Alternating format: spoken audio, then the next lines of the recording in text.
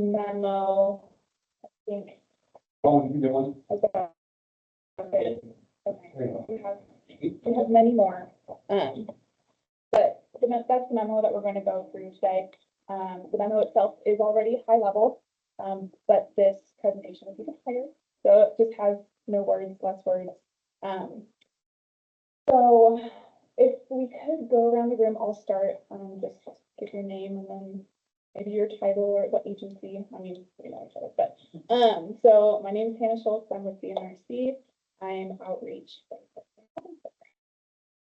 I'm Nadine Wadsworth. I'm also a DNRC. I'm also outreach for the floodplain mapping program. Andrew Long, Montana DES, Deputy State Hazard Mitigation Officer. Good afternoon, Jake Gagne, DES Recovery and Mitigation Bureau Chief. John Wiley, DES Mitigation Coordinator. I'm Kristen Noy, Mayor for the City of Charlotte. Kevin England, planner with Great West, and the contract floodplain administrator for the city of Choteau. Jeremiah Thays with Great West, and I'm a project manager for the mitigation. I'm Liz Olson. I'm also with Great West, and I'm one of the project engineers on the mitigation. Traumfelder and finance officer. Andy Ranger, and I am the deputy clerk for the city of Choteau. Colin Langer, public works director, city of Choteau. Perfect. Thank you. We do have a sign-in sheet floating around, so before you leave, just make sure to write down your name. That would be great. And y'all are welcome to scoot up if you wanted. Yeah, if you want to join me. And get nice and Come cozy. on, Colin. So I think I mean Great West because they put this all together. So, just mentioning that real quick. And then, since it's a pretty small group, if you have questions, we'll just do questions throughout. We do have a nice slide. If there's any additional questions, we can answer them then, and then we'll finish out the presentation with just next steps and future funding opportunities. Next slide. I don't think I hit it, but you guys sent in two technical mitigation requests to us. Just a little overview. We couldn't have done this memo without that, so thank you for your interest and continue as our MTA program. Okay, so on the screen we have this table that you can find early on in the memo, and this just goes over all of the concepts that Great West put together for us. Really great and awesome, as we're gonna go through pretty much every single one. But concepts A and B in this presentation, they're just gonna be high level, but in the memo, you can see them, they're individual concepts. But we are gonna be focusing on C, D, as those are combined options and the more viable concepts. So as we go through, we'll just highlight that. And then concept D1 and D3 are highlighted, and I will continue to say this as well, but those are the alternatives that are most potentially eligible for future funding opportunities just due to the concept. But I will say, there's a lot of letters and numbers. So, just to make it simple, the A concepts are flood mitigation channels. Yes. And some, the different locations to capture water, and so there's 4 different sections there. B is levee stuff, or levees, but in different locations. And then we'll talk about C and E, and then D is combinations of A and B. So, those are, even though it's a concept D, it's really just a combination of A, B alternatives in it. So just keep that in mind as we start getting further into this. It's actually channel or levee or a combination of the two is kind of what we're in general terms. So this first slide is the A concept, so that's the channel development. Just a little disclaimer, any channels that are created do require yearly inspections as well as routine maintenance to just ensure that that channel remains in a working condition on an annual basis. the same thing with like all ditching roadway. And then I don't know if I want to go exactly through all of these, but it just shows you the different. You know, Highway 89, one by Spring Creek diversion, and then one along the west side of Choteau, and the Teton diversion, and then there's a Spring Creek channel one as well. And that one, please correct me if I'm wrong, is more like, bathymetric resurfacing. Improve the channel to hold. All of the chat, the creek itself. Yeah. Yeah, and that's concept A4 specifically. Extreme restoration. Okay, Yeah, there's undersized culverts, you know, channel capacity. So I mean, there's some opportunity to enhance that. That's what as I was thumbing through this, that's the one that when it said channel, I was wondering, Yeah, and then we have B concept, which Jeremiah mentioned was a levy concept. Again, another disclaimer, when it comes to levy structures, we'd be required to make it operations and maintenance. And then requirements like permitting that you have to meet with the Army Corps of Engineers as well as, this would be similar to the one that's on the Sun River in Great Falls. Yes. Okay. Okay. And so the concepts we have here are along Highway 89, right before Spring Creek, which comes into Choteau, as you know, and then a levee northwest, called the Choteau. Yeah, going to pretty fast. Okay, Jeremiah. Okay. This alternative C, we just did a high level investigation to see, is it viable to actually do a flood detention there? It's kind of out of the box, I think, when you think mitigation, but it actually, there's flood control reservoirs all over the NRCS built a lot of them. And mid-50s, actually part of the PL 566 program. I think there's over 4,000 of them, in that program. And so it is something that could potentially work. We did, just looked at some hydrograph routing, and it actually could we retain and store that, that peak flow and reduce flooding overall. And it is definitely a viable alternative. We looked at both on system and off system. I think the next slide, they're in there, it kind of compares, advantages and disadvantages, but as we were discussing, like you already have some of this, like Bynum I know, takes water out of the system Yeah. into another basin, and it's a reservoir there, right? So you could do something similar.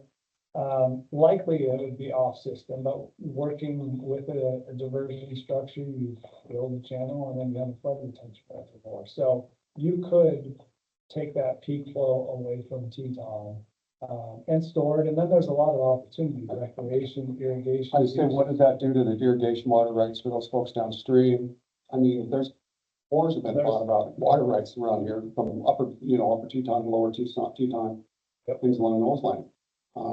Location of something like that, I like the idea, because it brings the possibility for additional recreation, a chance to have some additional irrigation if needed, things like that. Comes back to everything, real estate, location. Yep. And as part of, this, I mean, we really took, it's a high level, 30,000 foot, just are these viable alternatives? If the community wanted to move forward with mitigation, there is another step where you need to get into the feasibility of these alternatives. What's actually going to be able to work there? And then that's where, if the community wanted, and county wanted to look at maybe that there's investigation on that part, water rights, land access, there's a million, for all of these, there's a lot of elements. Right of way, Yeah, environmental impacts, feasibility financially, because everything's expensive and there are grant opportunities and things, but Yeah. I heard talk of them wanting to put something in Gamble Coulee at one point in time as another irrigation source, you know, to possibly be used for diversions, but I believe that kind of got squashed because of water rights issues and potential things downstream, but I would say I wouldn't take that off the table. Yeah, it's something that's definitely viable. You know, we talk on system, off system, on system just being within the creek itself. With water right, that makes it even more challenging because a lot of those irrigators do have high flow water rights in addition, so. And you would be further up the canyon, so, you know, that might impact mine and how they take water, so maybe that's not viable. But there, you know, you have that as a potential opportunity, converse topography that would work. Or, you know, you could do off system as well, and off system, you're building diversion and canal, so you have more flexibility in working with landowners that may be agreeable to it, things like that. Less environmental impact overall, still have water right issues and things like that that you have to deal with. But it is something that, we wanted to see based on peak flows, could you even contain that with the hydrograph? And it is something that would.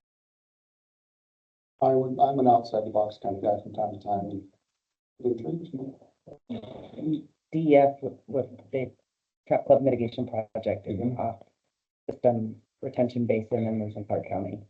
Which So- one is? Trap cup, If, so you know where the trap club is Oh, in yeah, the county? yeah. Yeah, from They- 10 Mile Creek. Yeah, so Yeah, that's an off correct. system that they built to retain water. So that was Dan And Carlin, the Public Works. He's the one that applied for that through me before I left. and he's still there. Yeah, so if you wanted any idea. Okay. We have lots of good What's that? examples. We have lots of good examples from that. Oh, yeah. And I think throughout this whole process, we're not reinventing the wheel by any means. These are tried and true methods that have been in place forever, and what it comes back to is what, and we can come up with the funding sources, community buy-in, and go from there. This other concept, so we'll skip D, because that's just a combination, but this concept is, essentially raising the building elevations. And what we wanted to show, because when you consider the other viable mitigation alternatives and the cost associated with it, this one may not be something that's out of the realm. And so what we wanted to show here, I think there's 192 circles. That's what the report says. But most of the flooding based on the draft maps right now are probably less than 2-3 feet, somewhere in that neighborhood. And so there is a possibility to elevate first floor to that DFE elevation.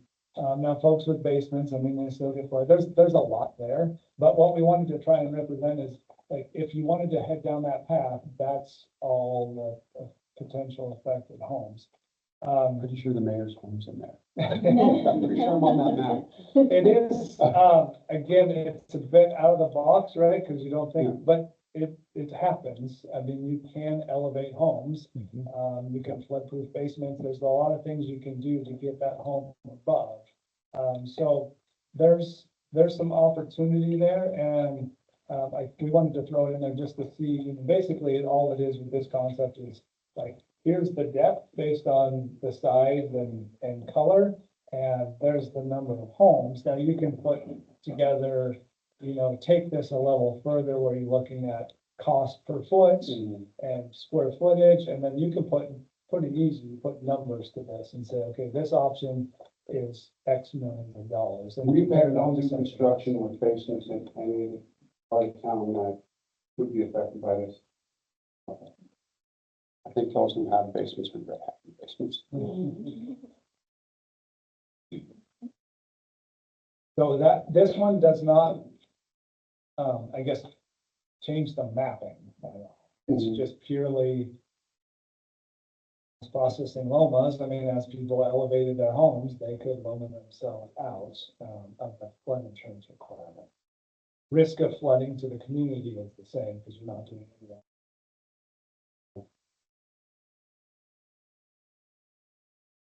There would be nothing prohibiting a private homeowner from wanting to do this under any circumstances. No. Should someone decide they wanted to, okay. Mhm. And there's a process to go through that gets the fire map amendment, where you send in, once you do the elevation work, you send it to FEMA, they agree, and then they send you a letter back that you can then send your lender that says, hey, my home is high, please remove that flood insurance requirement. Now, what that doesn't do, though, is it does not preclude you from having to get a permit. So should you have to do any work on your property in the future, you would still You'll have to go through the flood permit, okay.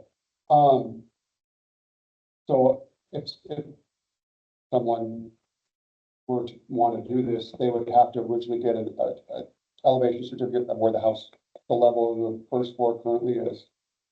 And then figure out how many feet would have to be added to a foundation to raise it up, and then go from there, correct? Yeah, and Kevin would help you with that. Yeah. But I'll tell you that there's only one house jacking company in the state, Yeah, and I think he's out of Helena. I can hear my wife screaming, hell no already. Yeah. But you know, that's something to talk Is he the one that about. did our? Yeah, he's the one that did the Cascade, Dearborn. The Dearborn one, yeah, I think you got that one. Yeah, I think so. I think he came up all the way from Helena. Yeah, That took a while. That's a dying occupation. Yeah. Yeah. It's Tammy Eddie Construction. So you have, they build bridges and then they move houses in the winter. And I think that's the same one. Yeah, I think, And Bill Tammy is like. No, not anymore. There is I know, Haber, you know, the specific one, I mean, there is a company in Seattle that they actually got quotes for, Mhm. and it was pretty reasonable. I mean, it was 45,000 to move the home off of the foundation to the station. So, I mean, it's not out of the realm, Yeah. like, it is something that could be feasible. I think the one for the Valley County one actually came out of Dakotas. It came all the way up from the Dakotas and moved one up. There's some eclectic folks around. Well, I don't get that. But yeah, I think that company was out of Dakota somewhere, I think, kind of closer to the closest. There's a company that, a need that apparently our state doesn't have anybody want to do it. Yeah. When you look at the work comp rate for that line of business, you know why. Yeah.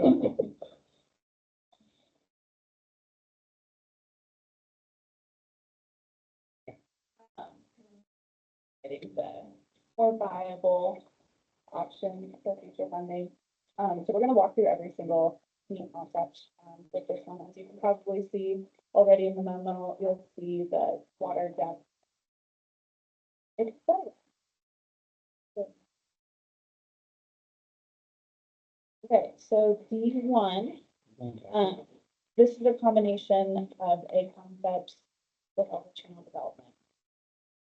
So you see the line ditch, concept A1 and A2 are kind of combined, and then if you see where concept A3 and A2 kind of connect originally, that was individual concepts, so they just modified that to all tie in. And then we have the Spring Creek Channel improvement as well as the Teton channel development as well. And then one thing to note, the pink hatching is considered shower flooding. Yes. And so it still needs to be required in those areas, but flood insurance. And I know, and I may jump ahead if you guys will allow me, the costs for these concepts, are they borne wholly by the city? Would they be borne in a combination of city, county grants? How, Montana Millionaire tickets, how? I'm down for Montana Millionaire. Yeah. It's whoever the project sponsors could be. So, I mean, it really has to be a city county project. Okay, that's Because, I mean, it's protecting the community. Yep. It's a community project. All the mitigation concepts will likely be outside. There may be some in there, just depending on configuration things. So it really does need to be joint. Either entity could lead the applications, but I think you're gonna have to get grant applications. Oh, yeah. Settlement on the end, can help with that, but I mean, they're, you know, these are millions of dollars. We didn't put numbers together, but you know, you can look at, yeah, length of work Yeah, and you know it's gonna be expensive. and plus the annual maintenance costs. And I know that's why they have levy districts in certain areas to fund that continual maintenance of those types of things, and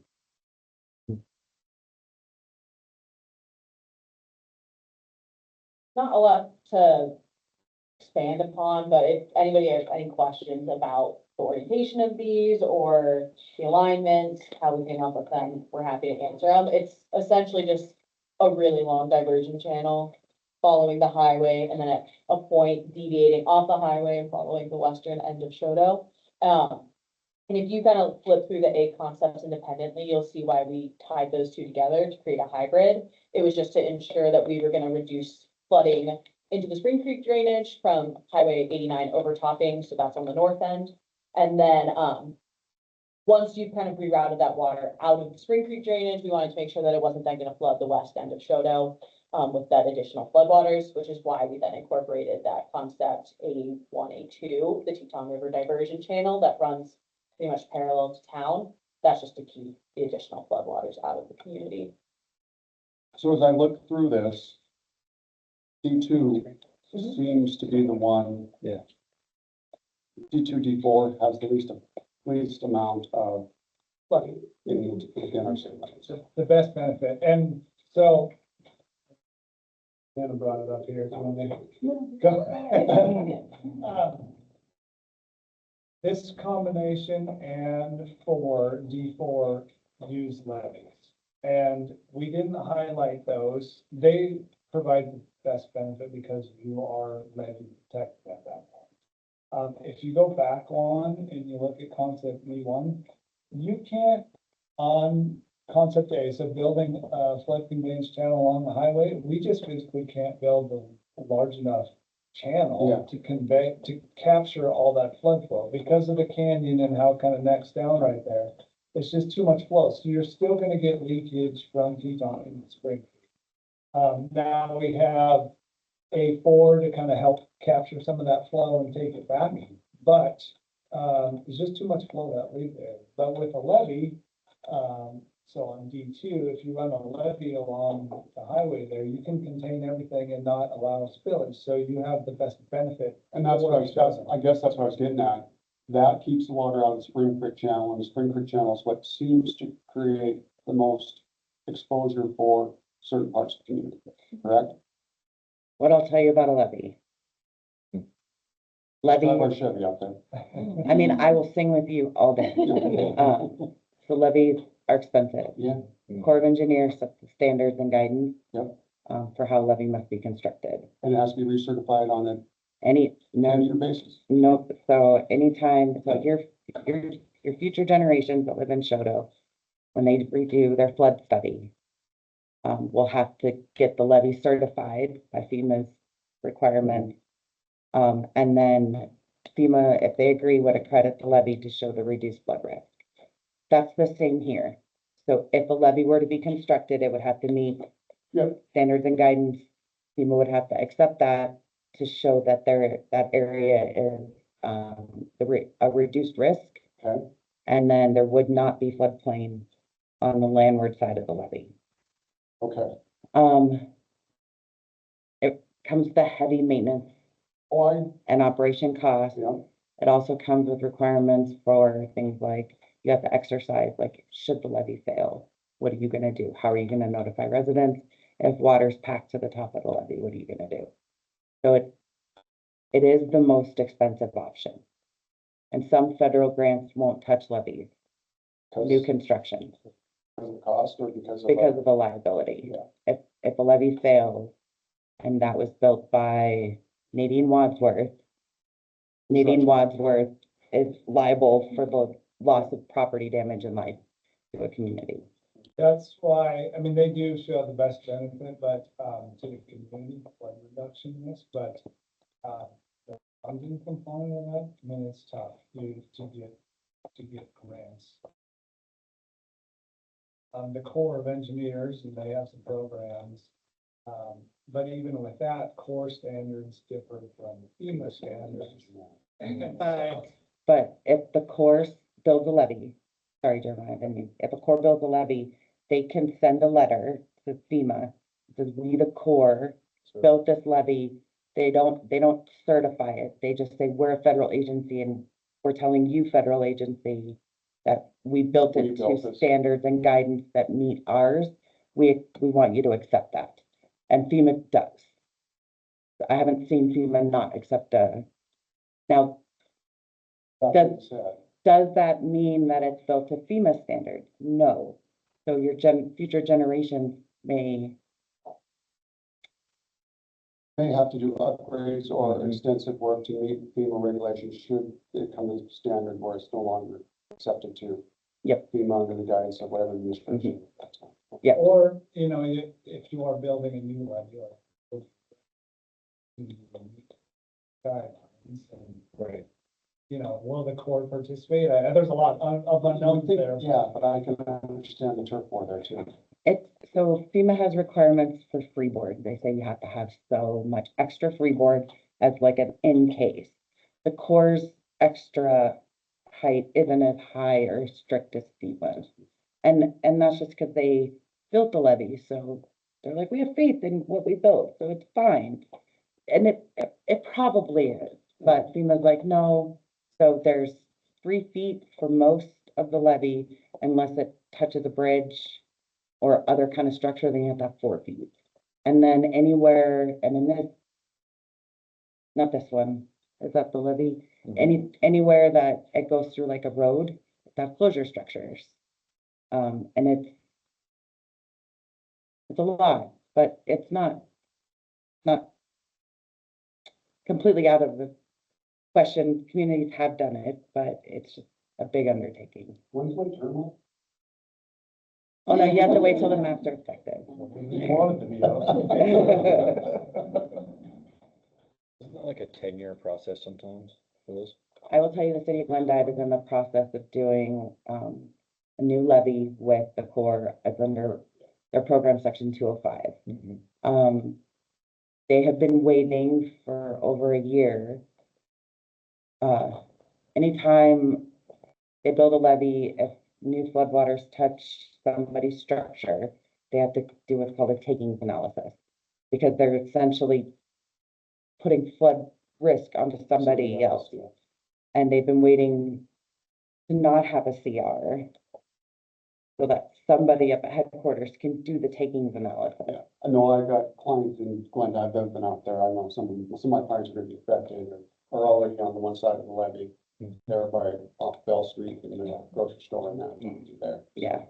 So, I mean, they're working through it. It sounds like they're optimistic that they might get somewhere, but, Glendive is getting new floodplain maps too. They wanted the new study to tie into their section 205 stuff. Or to continue with concepts, so this one is just taking that Route 89 levy, and then also adding the Teton River diversion channel. So just to keep those floodwaters on the left side of town and not going through town. Why for the diversion channel. Again, we've got peak area, shadow flooding. So,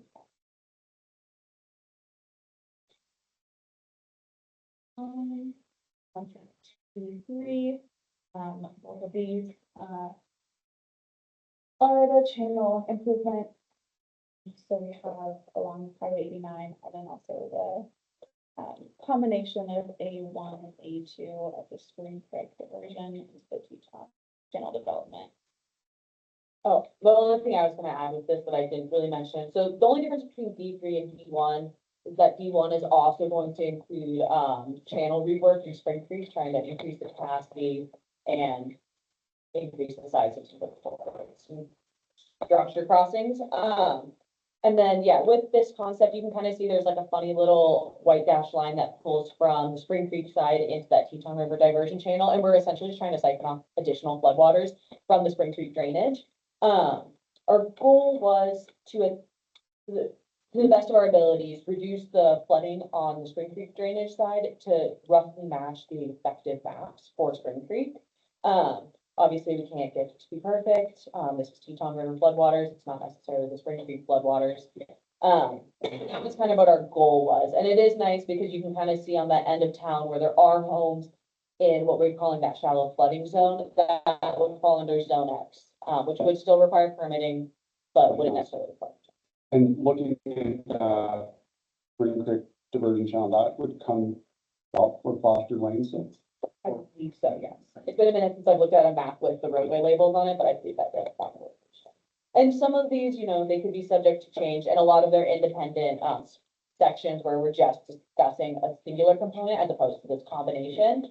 We'll discuss a little bit about how some of these concepts, alignments could change due to right of way, environmental impacts, things like that. This was pretty high level, so we just wanted to find a good spot where we felt like we could siphon off water safely without it impacting any immediate landowners.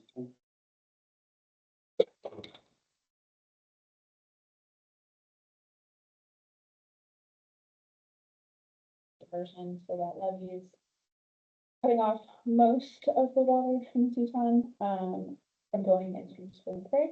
And then we have that Teton River diversion channel that is getting some of that water in there, but then also going back into the And this one, it's really just moving the levee. Yeah. Rather than running along the highway, we move it down Spring Creek and it's still doing something. So, but basically, we're moving that well, putting it down. Yeah. And that was to be around Michelle Hill and that. Michelle. The last combination of concepts we have, is the Highway 89 levy as well as the Choteau levy. One thing that I want to point out before I give it back to Liz is the peak text area is a little bit bigger, but it is, still water in there. Oh, I was gonna say, these are just two levy concepts, so the Highway 89 levies, that one up to the north, we can see it's not really allowing flooding into Spring Creek, into the Spring Creek drainage. However, we're pushing all of that flow into the Teton River drainage now. And the concept B2 Choteau levy does an adequate job at protecting the community, but you can see that some of the floodwaters is able to sneak up and over, and that's why we're seeing that shallow flooding. So, we're kind of pushing all the water over, but eventually the water is gonna still wanna go towards lower elevations, and unfortunately, the Spring Creek drainage end is a little bit of a lower elevation zone, so if the water can find a way, it'll find a way.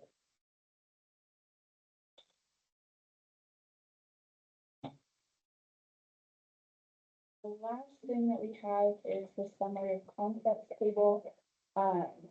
This one's really nice because it highlights what options are a little bit more viable than maybe some of the other ones. So bringing it down to C, D, and E, they both potentially protect, West Shadow and East Shadow from floodways. And then it's salvage. We, No. before you jump in, we had this question asked, we didn't, this list percentage of reduction of percentage of flow. Yeah. So you can see the reduction. We didn't look at like the number of homes removed or get to that next level. That's something that if you were to move forward with feasibility study, you'd want to get into, okay. Because then you could start, ultimately you're gonna have to do a cost benefit analysis. And so you need to see homes versus flooding and the exact number. And so you can see what kind of savings it is overall. We didn't do it, this is higher level than that, but Liz, she'll kind of explain kind of percentages of flow. Yeah, so the way we kind of organized this table was essentially we wanted to find mitigation concepts that had at least a 10% reduction on one end of town. That's how you kind of see those highlighted columns. So if we pretty much decided, is there significant flood risk reduction if on one end of town, so, and we broke it up just west or east, if on that end of town, they had 10% or more, less. We had under 10% or less percentage of the Teton River flow entering that component of town. So again, just broken up west and east. So if you look at that top line item, you'll see existing conditions. And when we did a basic flow analysis using the 2D models, not necessarily that 1D draft model that is currently in the works, but just a 2D based model. We found that there was about 4,600 flow that was entering the west end of Choteau and about 7,900 CFS entering that east end. So if you kind of look at that in an overall percentage, and this is obviously the 100-year flood event, we were seeing a pretty significant amount of Teton River water that was hitting an urban area. We were seeing 19% of it hitting the west end of town and 33% hitting the east end of town, which is that more Spring Creek drainage. And I know that was a pretty high concern that we were seeing so much flooding over there. And if you want to see a map of what that 2D model looks like and how we pull those flows, you can actually flip to, it's one of our very first figures in the report. It's on page 4. And this will just give you what existing conditions without any of those mitigation options, what it could look like at a 100-year flood event with our current hydrology. And then we essentially just went through and we wanted to figure out what mitigation options were actually going to provide a significant risk reduction to the community. Obviously, none of these are going to make the town completely dry in a flood event, but which ones can do the best job of it? And so, and then also, weighing that with potential funding options as well. So if you look at like D1 and D3, those two that we consider to be highly viable, you'll see that we only have 1% of Teton River flows then hitting western Choteau, and only 9% of overall Teton River flows hitting eastern Choteau. So that is a pretty steep change from what the existing conditions. And we're look like. using Spring Creek to. This is all Teton River. I know, but I mean, we're using Spring Creek to demarcate East Choteau from West Choteau. It's essentially where the highway is, yeah, it's kind of where we broke it up, because. Tracks. So that was kind of how we broke up the two sections, just to figure out what those risks were gonna look like. The east end does typically get hit a little bit harder, just because once it gets onto that side of the highway with those lower elevations, it doesn't always want to sneak back over to Teton. So that's why we worked so much on trying to siphon off flows whenever we could from the Spring Creek drainage back into the Teton River drainage. But yeah, it's a lot of numbers to look at, and it, honestly, even sometimes just a little tricky to wrap your head around. I do highly recommend if you can get a skim through it, you can see what some of those concepts look like when they work independently of one another, and you can see kind of how we took all of those smaller pieces to build out a larger flood mitigation option that would provide, that would provide flood risk reduction for both sides of town, both ends of the community, so that we weren't, necessarily helping the eastern end of town, but in doing so flooding the western side of Choteau more than they already might experience flooding here. Okay, you want to add to that? The only thing would be, you could see, obviously, the best benefit we already discussed with the levy. So, D2, D4, I mean, you're essentially almost reducing the flooding completely, because you're not allowing the spring to Teton into the spring. But you have the issues with the levee, that's all.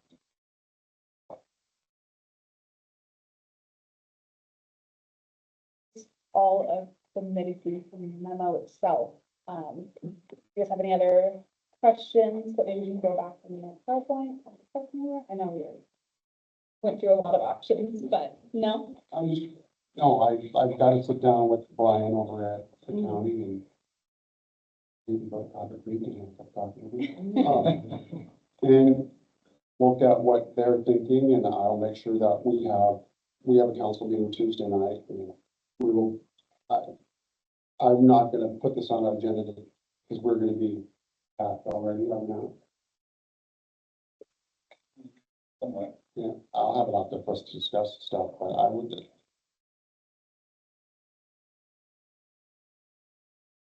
Nothing's gonna be easy, and it's gonna take a concerted effort. It's gonna take a combined effort of the city and the county. As to how we proceed to best protect our community as we go forward. Sitting here, I know, being an agricultural area and community, sea is going to come into some people's play if they think there's an opportunity to keep additional water around here for them to either recreate or use for irrigation outside of what the irrigation rights already have.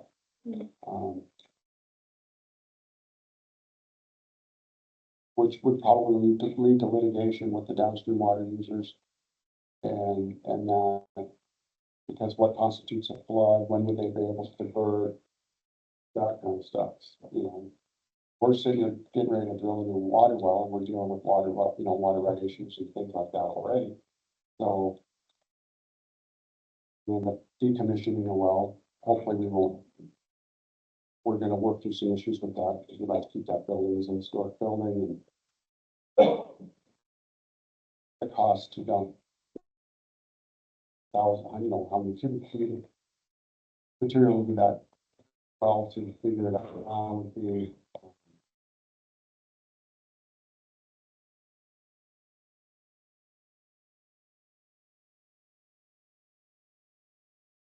All in. What's that? Do you have any questions? Well, Levy's gonna go right to his front yard, because he lives north of town.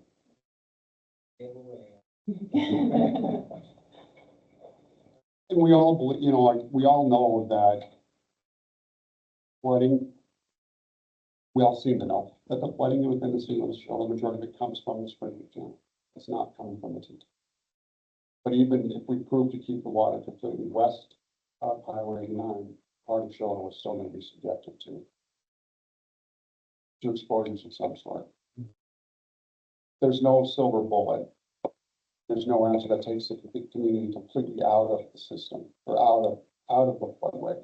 And as much as it is a beautiful place to live, it was a crappy place to build a town. A lot of water everywhere. So I guess the question from the city of Choteau standpoint is, what's next? Perfect. That's where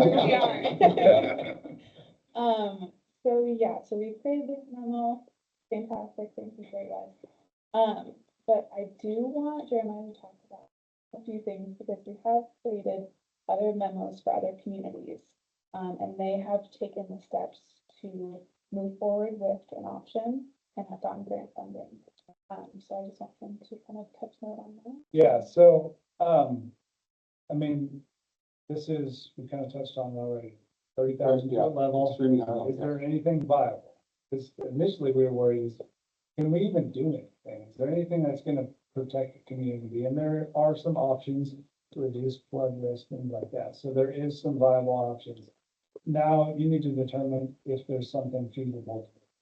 So feasibility study essentially is the next item, like, and there's some things, we don't want to get into the weeds of every alternative, but I think you can narrow up the concepts and say, okay, here's, Oh, yeah. 3 that we're gonna evaluate and move forward with, and then you advance those alternatives, looking at, we're not gonna negotiate right away, but landowner discussions, can you even, is the landowner gonna agree with any of these? Because that'll be a showstopper from. I can see where some may say no, because it has to do with Big Brother, and they don't want Big Brother, and I wholly understand that, and that's why I said it's got to be a community effort, and it can't be 99 out of 100, it's gotta be 100 in order for this to become viable and protect the sustainability of our community. So we would do that, and then, ultimately you have a recommended project scope and cost, because you need to know what that dollar costs. Yeah, Whether it's gonna be viable. And then you could look at funding sources. There's a lot of funding, I would say a lot, but there are funding opportunities. FEMA has programs that, we've been successful now with the state and the state resiliency program and some assistance there as well. So there's some federal and state grant opportunities that could come into play. The other avenue, if it's community, is, the community probably needs to participate in some. Oh, yeah, aspect, that's a right? given. Like, I pick on Three Forks, but they're in this situation now, and they formed a special improvement district for the flood mitigation project to match the 25%. And as a community, I mean, they had 100% support, because they look at it and say, do we want to pay flood insurance up here?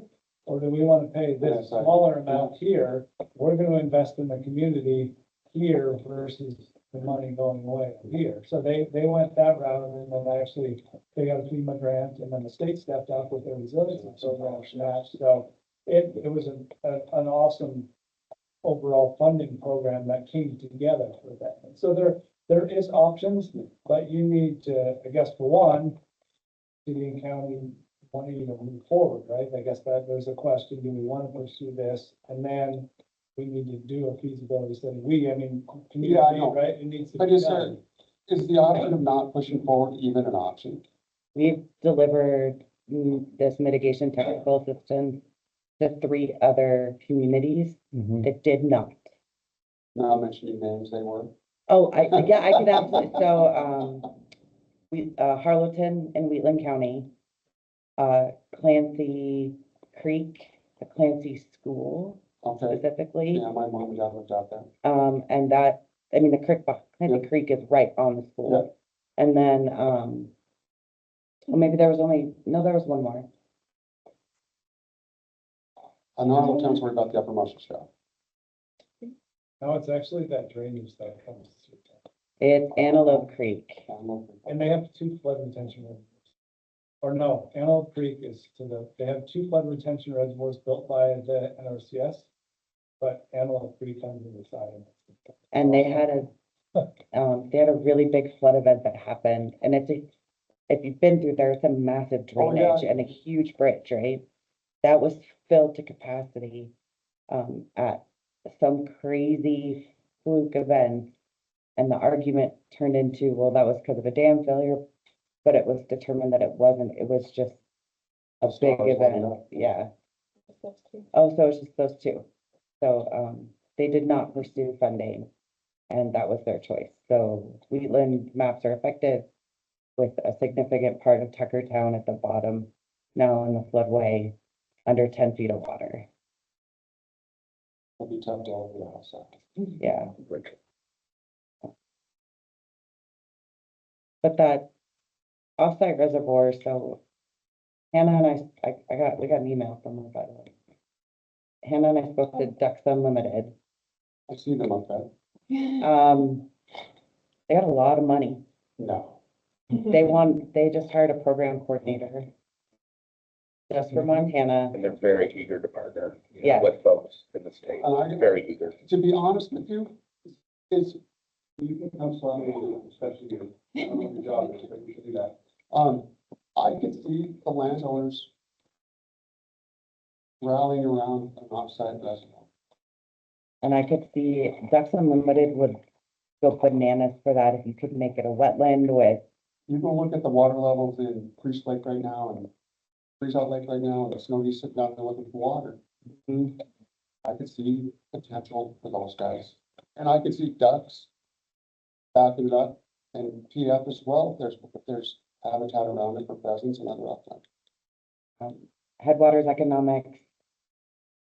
Jeremiah's done a lot of work with, Chris Smith and Headwaters.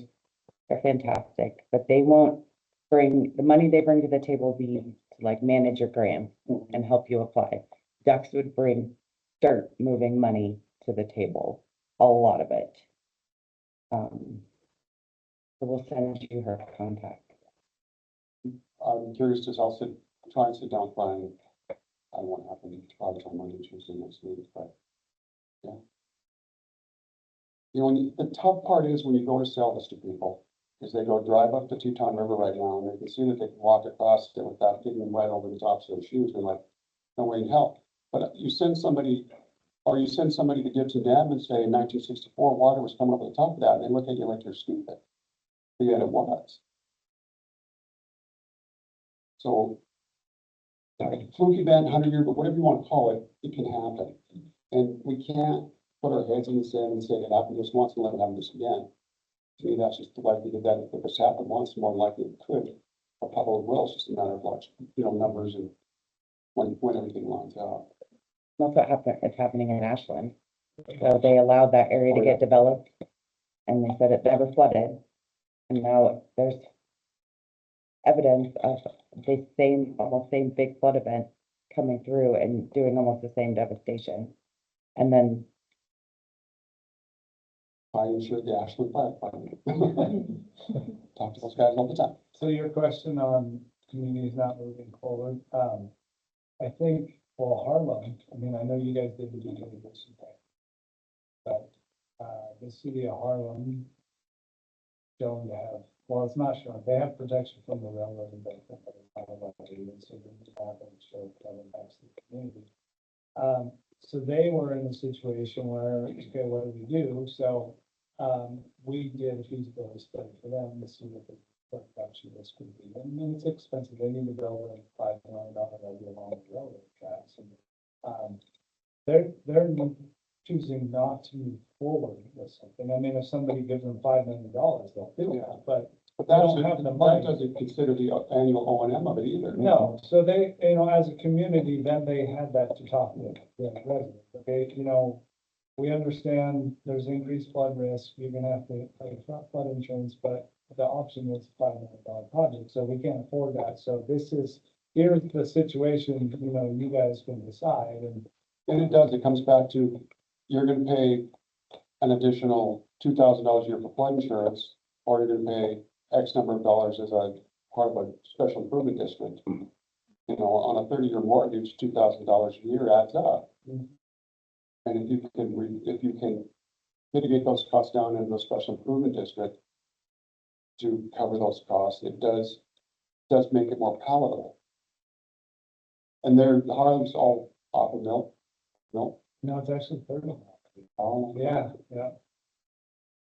And they've had, the railroad does protect them, because they had, I don't know, probably 10 flood events on the north side. And we actually tried to do an acquisition project years ago up there, and yeah, I mean, it floods all the time. There's water level lines on the buildings for the floods. Well, off to DS or something? Quick segue. So at Montana DS, we manage the FEMA hazard mitigation grants that come to the state. We have two major funding grants. We have post-disaster funding. Those are mitigation dollars that come after a presidentially declared disaster. And we have non-disaster or pre-disaster funding. That's on an annual basis, annual cycle. The post-disaster funding historically is very minimal amount of funding that comes to the state, with the exceptions of June 2022, and back in 2011. Those were our two largest disasters. Even that being said, June 2022 flooding, we got just under $10 million in mitigation funds for post-disaster. so it was pennies on the dollar compared to what.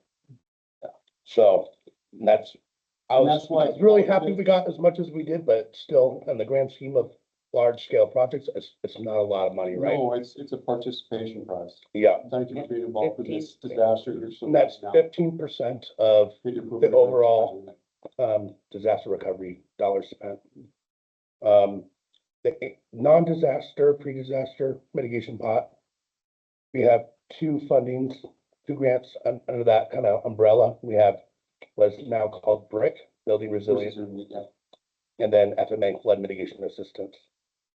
Those happen on an annual basis, and how BRIC works and is funded, they take, I believe it's 15% of all the disaster costs nationwide. They put it in a pot of money for mitigation for the next fiscal year.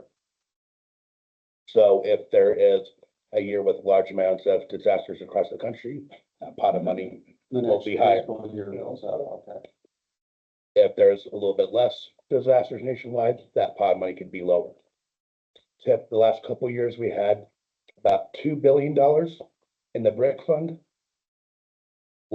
This coming year, possibly, it was going to be less than $1 billion, just because hurricane season was a little bit lighter, with the exception of like the major fires in Lahaina and a couple other flooding events nationwide. It was relatively quiet. This year, with everything happening on the East Coast, Florida, the major hurricanes, the flooding, chances are that pot of money next fiscal year will be significant. So that can fluctuate. Post-disaster funding, the declaration funding, those get allocated to the state, and every jurisdiction that was included in that declaration has priority application status or to submit project applications. It's open statewide, but we will give the affected jurisdictions for that disaster funding priority. The application periods for that would be from the date of the declaration to a year out to accept applications. We typically extend that a couple times, 90 to 180 days. But then we need to send applications to FEMA. They'll do their review process, which that itself can take another year or longer. So that's kind of the timelines for the post-disaster. Typically for BRIC and FMA, this year's kind of an exception. The notice of funding gets released into September, and then we have to submit applications to FEMA by end of January. As of right now, we do not have a NOFO from FEMA. I'm not expecting a NOFO before the new year. And we've been told basically, don't hold your breath until anything after January, if at all. With everything that's gone on the East Coast with FEMA deployments, it's possible they just might suspend it this fiscal year and roll it in. They might suspend it and roll it into the next fiscal year, possibly. We're all kind of holding our breath and waiting to see what happens, shakes out. But typically it's September to January is our application period. We submit to FEMA. They have a review process that has a couple different panel reviews on the national level, and then they get selected. They'll take them over to Region 8 in Denver. That time frame of the review. And then this year we got the BRIC ones selected in July, beginning of July. And that's just selected. They're not awarded. That's just, we like your project enough to move on to the next step. FMA from last year, we got notified that it was selected yesterday. So that just, you know, the timelines for FEMA applications and FEMA grant applications, they take time. Anything with the government. Yeah, it's big government, it takes some time. It takes forever. But there is funding available there. Three Forks was a FMA project, kind of similar, with the diversion channel that was finally awarded after a lot of hard work, this summer. We've done a lot of elevations. They mentioned elevations. We can do elevations with our funding, for individual homes, stream restoration type projects. We can do those kind of stuff as well. Levies. FEMA is technically eligible, but FEMA is not wanting to award those projects. They want to get out of the business of funding levies. They'll certify it, they're not going to pay for it. And then to go back a little bit, our funding is 75-25 split. Federal pays 75. The local cost share or non-federal share will be 25% of the total project. Jeremiah mentioned the resiliency dollars. So the state of Montana and DES, we were able to get $4 million for the next 2 bienniums. Started last year was the first year, to offset the local cost share for FEMA awarded projects. Depending on when we can't allot that resiliency dollars until it's been physically awarded by FEMA. So depending on how much money is available in that pot of money by the time of the awards can determine how much we can offset.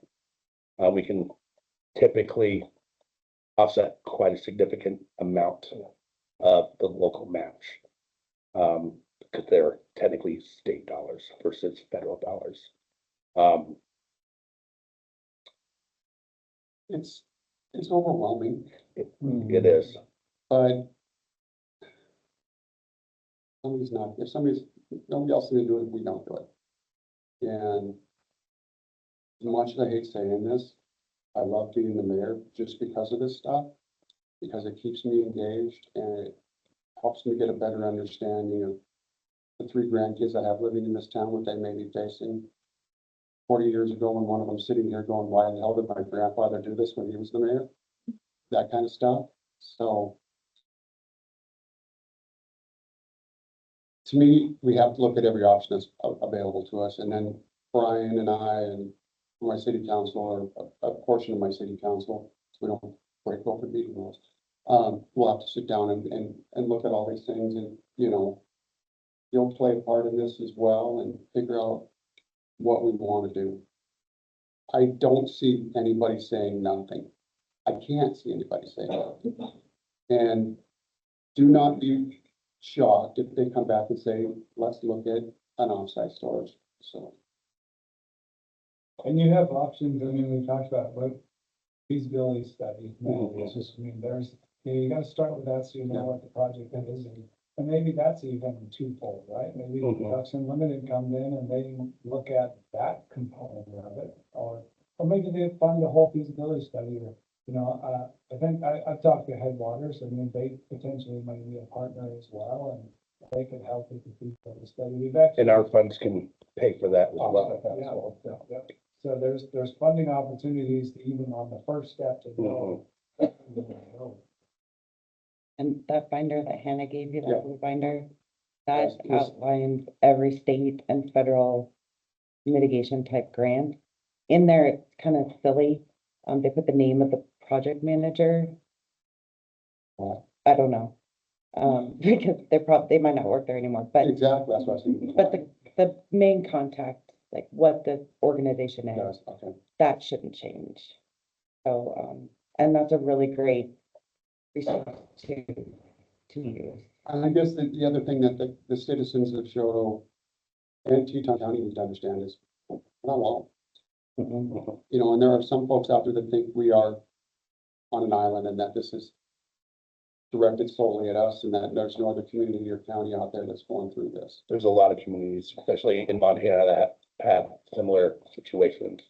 And I'll say it's because a lot of our flood maps are really old. And in most cases, the maps did the best they could at that time to depict the risk. But as we know, rivers in Montana move. Yeah. We'd like to think we can contain them, but she's mean and wants to go where she wants to go. I mean, that's pre-64 flood right there. Yeah. And so a good example is we were talking about the town of Broadus. Great West did a study like 10, 11 years ago. And since then, even the streamline of that river has significantly moved. It's just completely different, and they haven't had any flood events since then. So post the Yellowstone flood, we're restudying all those counties that were impacted. Yeah. It was a week before we were supposed to deliver Carbon County's new flood study. Back to the line. Yep. Yeah. Because the system's completely changed. So, I mean, it's a combination of new studies and then what Henry and with this mitigation technical assistance are doing, other states aren't doing. And that's probably because we used to be these guys. Yeah. And what better people to mess around in the flood model than the ones that have been living and breathing it, instead of a new firm picking it up and trying to figure it out. So it's a lot. The good news We're is there's finding too, there's levees, dirt embankments all over in Montana. that we're Mhm. finding out. Mhm. And it's kind of funny because the Corps was likely involved at some Mhm. capacity. But there's no paper trail. Well, There's that it deal. all comes down to this 25% match. All of these, you know, that even back then in the late 30s to the 50s, the Corps still did a 75-25 split. And most of the communities just took the study and then went and had the farmer build the dirt pile and then. Couldn't see that happening in Montana. except for Glasgow, they passed a boot around at the bar. I've been in Gloucester during the flood. for your tab.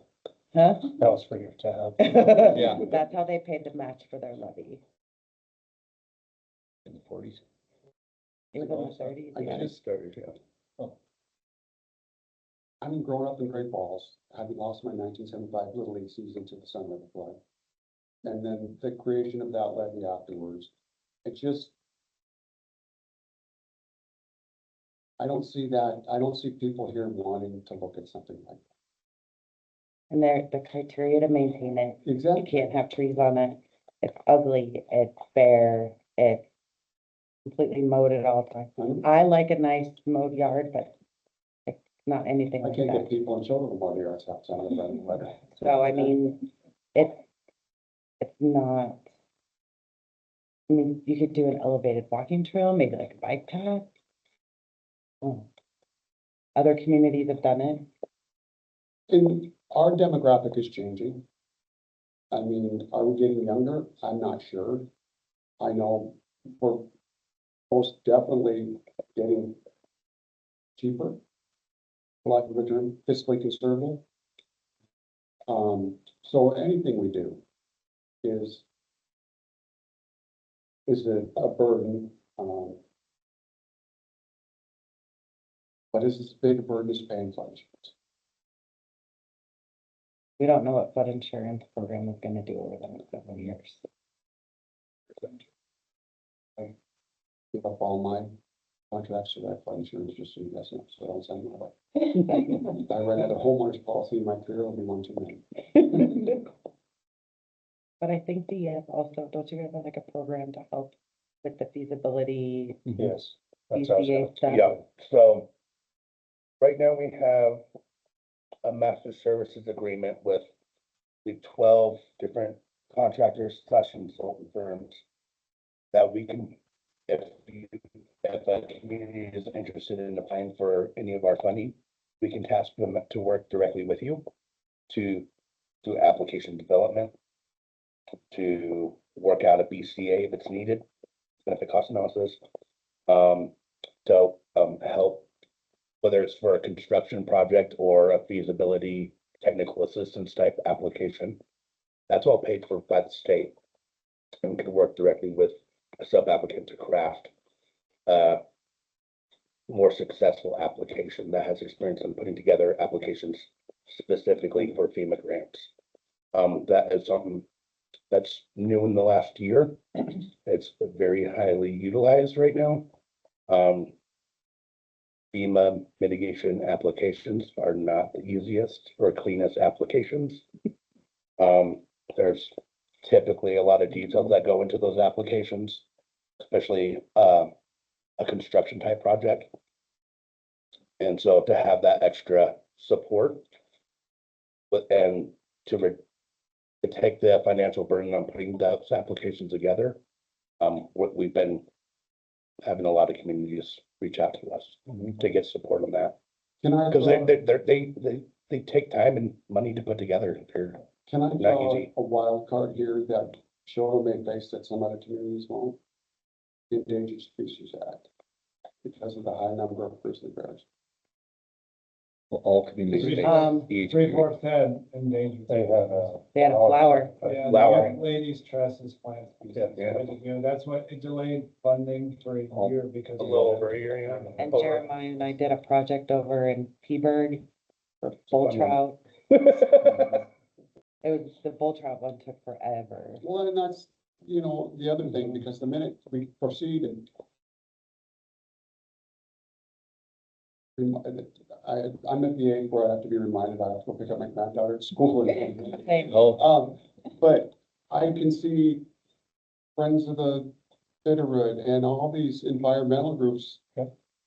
I could literally see decades of litigation in a situation like this until there's a better management plan for grizzly bears in action. I can take you guys out on a nightly basis out in the Spring Creek drainage and show you grizzly bears. In the Teton drainage, you know, and they are an emotional creature, and the people in New York City who love them have a hell of a lot deeper pockets than I do to fight that type of thing. Maybe there's a way to incorporate, like, And we would have to go see the Sierra Club, you know, those types of folks and say, look, as much as you think it's detrimental potentially detrimental to the habitat of the grizzly bear in the long river bottom, the spring creek bottom. It it could eventually improve that to the point where there's more habitat there. Cause I think, And I never thought about the fact that Bynum drains into Pond Red Coulee and into the Morais, takes it out of its basin. Yeah, it takes that.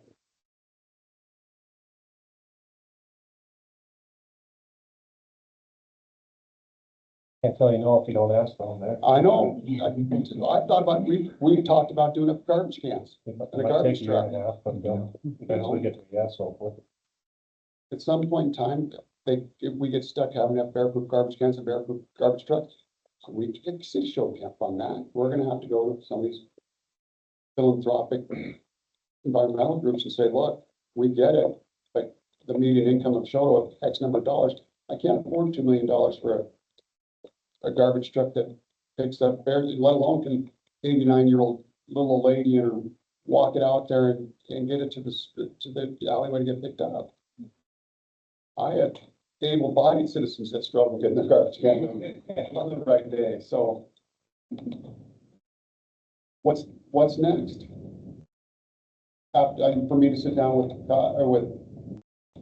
Brian, figure out what he and I want to do, present it to our councils and commissioners and start that process. Yeah, so.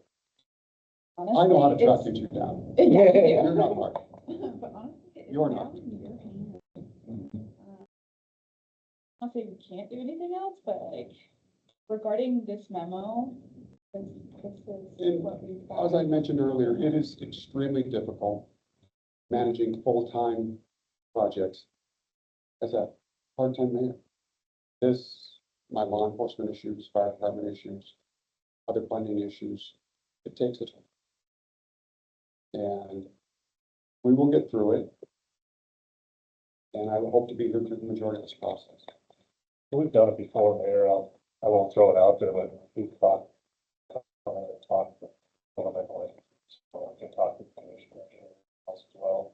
Got plans that we can put together on the funding aspect along. Obviously, it's really probably going to have most of the money. I mean, it's still investment. I agree. It will. It'll come back to how we come up with any matching dollars that are going to be required. Short of months and value budgets, which I did not get. I know you guys. You can do in kind. Well, you can do all kinds. There's only gonna be 3 available to that level, so. You got You got one? I sure hope so. Want another twin ticket? Thank You